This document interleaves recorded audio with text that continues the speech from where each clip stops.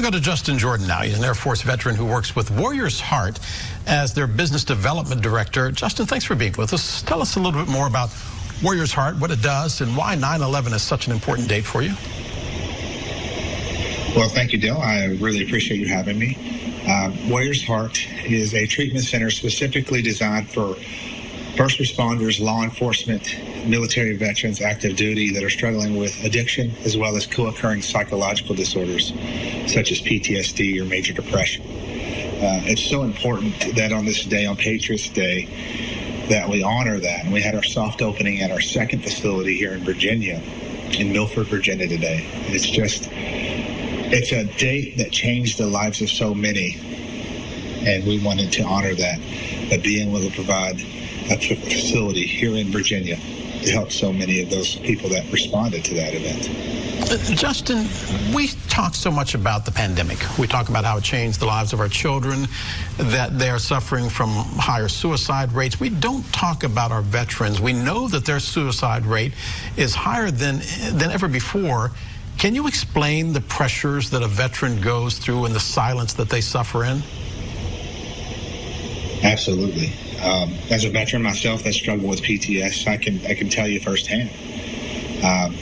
We lose purpose when we leave the service. We have very big jobs, and a lot of times it's just over. And the help that's out there, VAs mean well, but man, it's a lot of time over medication, and it's solitude. We isolate, and what we do is a lot of times we go to a bottle to try to numb it. And unfortunately, when we get there, a lot of times some of our brothers and sisters take their own lives. The rate is, most people have heard is 22 a day. And every 17 hours, a law enforcement officer takes their own lives. We're losing more to addiction and post-traumatic stress than we are to the wars. And it's something that we need to have solid answers for, and that's what we're here to provide.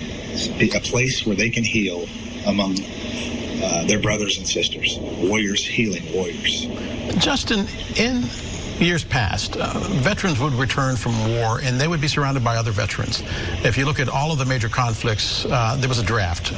There were so many people in their neighborhood, in their lives, that shared similar experiences. Now veterans come home and the only person they can talk to is their wife or their significant other. But a lot of what veterans deal with, they can't talk to their spouse about. They can barely talk to themselves about it. What are the warning signs that spouses and significant others should look out for as they know that their veterans are struggling, but they don't know what to do about it? Absolutely. So first thing is isolation. They start doing things or finding interest in the things that they once loved. A lot of loved ones say, you're not the same. You came back a different person. And being able to have those hard conversations, right?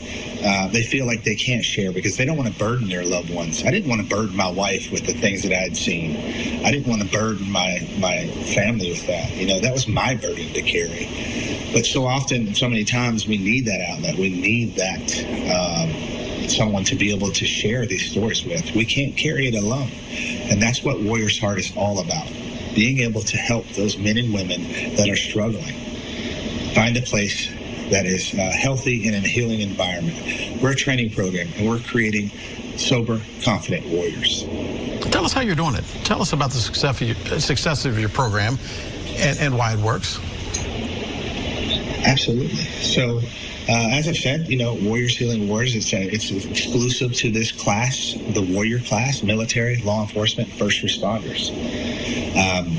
What we do, we've had a facility for the last 8 years in Texas. We've had 2,500 warriors go through our program with much success.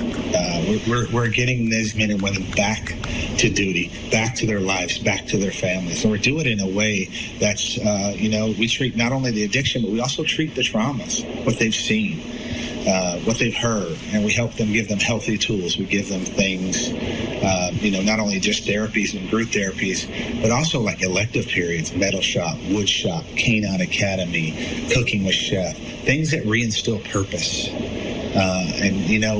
The average warrior we see in our program is 14 years in the service. And that's, something, there has to be more facilities out there that help. And like I said, we've opened our facility today to, say, welcome home. We want our warriors to reach out to us. Hey, Justin. And get the help. I just want to let you know, by the way, it sounds cliche, but thank you for your service. Thanks. And I really appreciate that. You're welcome. You got it. Justin Jordan with Warrior's Heart. By the way, you can check him out online at warriorsheart.com. Justin, as always, thank you for your time. Thank you very much, Dale. Have a wonderful evening. You got it.